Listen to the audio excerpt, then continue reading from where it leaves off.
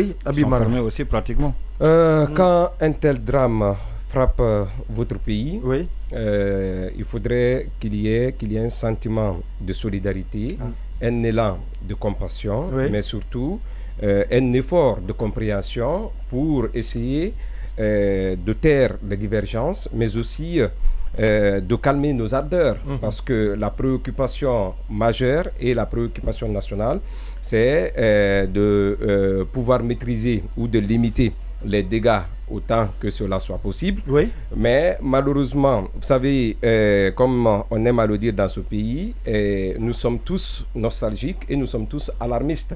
Le peuple aime toujours critiquer, mais pour cette fois-ci aussi, ce qu'il faut saluer, c'est cet élan de solidarité qui s'est dégagé au sein de l'opinion. Vous avez vu les messages à la retenue, les messages au calme, les messages de solidarité et de compassion qui ont été publiés et sur les réseaux sociaux et dans tous les grands milieux. Donc cet esprit de dépassement de soi et de dépassement des clivages et des divergences politiques qui nous opposent ou qui nous caractérisent est quand même quelque chose à saluer. Et l'autre chose, ce qu'il faut aussi demander, c'est aujourd'hui l'origine de cette attaque.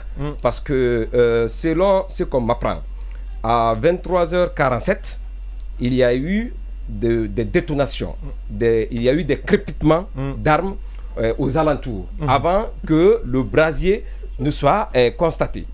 Il y a eu, sans rentrer trop dans les détails, puisque le moment n'est pas dans le polémiquer, mais ce qui est évident, il y a eu des crépitements, des témoins ont dit clairement qu'ils ont entendu des crépitements. Et d'autres même, dans d'autres versions, qu'on se prie ou qu'on s'abstienne de relayer dans ce studio. Mais avant l'incendie, il y a eu des crépitements parce que j'ai été appelé pour dire que ça tirait et moi-même pour rigoler avec la personne, je disais, est-ce que tu veux me dire que Puvi a été retrouvé ou c'est... Donc on a fait un truc de rigolade. 5 minutes après, je reçois, donc il était 0 heures, je reçois un appel pour dire qu'il y a le brasier, qu'ils ont constaté les flammes, donc un grand brasier. Un grand brasier du côté du dépôt c'est le dépôt principal ou le vieux hydrocarbures.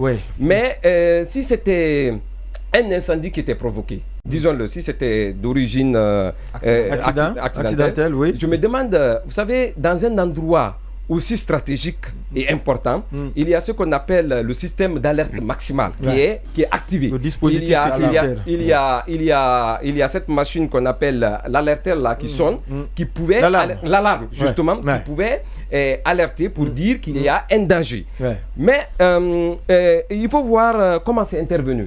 C'est au moment d'un dépotage, au moment où il y a un bateau qui a accosté, qui cherchait à dépoter, qu'il y a eu d'abord les crépitements d'armes et ensuite il y a eu cet incendie. Mais il faut saluer la bravoure de ceux qui y étaient parce qu'ils sont parvenus à mettre à l'abri le bateau qui dépotait. Donc ils ont pu maîtriser, certainement ils ont évité le pire. Donc la situation pouvait être autre que ce que nous avons connu, même si on peut regretter ce qui est arrivé. Mais il faut saluer ceux qui ont fait don de soi parce qu'il y a eu des gens qui ont accepté de périr pour notre survie, pour notre sécurité. Donc ces gens se sont donnés et on m'apprend que le bateau en question est aujourd'hui en haute mer. Donc c'est une information qui reste à vérifier. Mais quand on regarde les crépitements, la période que tout est parti, il y a à douter très fort et à se poser des interrogations. Donc ça c'est l'information que j'ai pu glaner ça et là. Maintenant, sur la question des communications qui ont été... On va en parler tout à l'heure.